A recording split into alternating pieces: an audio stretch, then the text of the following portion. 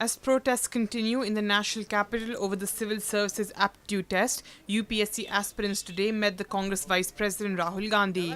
Aspirants have been demanding scrapping of the current format of the CSAT, calling it discriminatory against non-English speakers.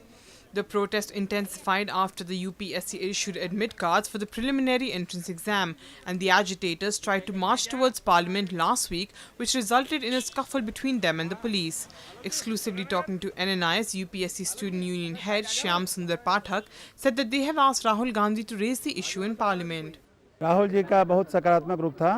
उन्होंने 1.5 घंटे तक हमारी बातें सुनी और उन्हें अंत में पूछा और हमने हमारी जो 7 मांगे हमको उनको बताया। उन्होंने अंत में कहा कि आप हमसे क्या चाहते हैं, तो हम लोगों ने कहा कि लोकसभा में उठाइए, राज्यसभा में उठाइए। और अंत में हमने ये भी कहा कि आप बेहतर जानेंगे हमसे कि आप क्या क्या माध्यम अपना सकते हैं जिससे कि हमारे ऊपर जो अन्याय हो रहा है भारतीय भाषा भाषी छात्रों के ऊपर और मानविकी पृष्ठभूमि के छात्रों के ऊपर, वो अन्याय दूर हो।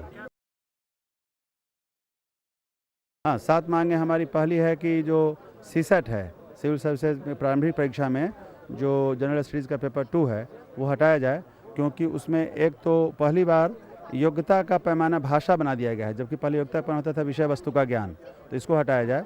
दूसरा ये है कि उसमें अंग्रेजी का अनिवार्य पत्र डाल दिया गया है, अनिवार्य प्रश्न डाल दिए गए हैं, तो ये भेदभावकारी है, जबकि अंग्रेजी माध्यम के विद्यार्थियों के लिए भारतीय भाषा का कोई प्रश्न अनिवार्य नहीं होता है। हमारी मुलाकात बहुत ही फैंटेस्टिक रही। हम लोग बहुत खुश हैं इस चीज़ को लेके कि अब तक इतना अच्छा रिस्पांस शायद ही किसी पॉलिटिशियन ने हम लोगों को दिया हो। हमारी 7 मांगें थी, सीसेट को हटाना, डेट को बढ़ाना और बाकी हिंदी, इंग्लिश, सारी रीजनल लैंग्वेज को समानता के तौर पे देखा जाना।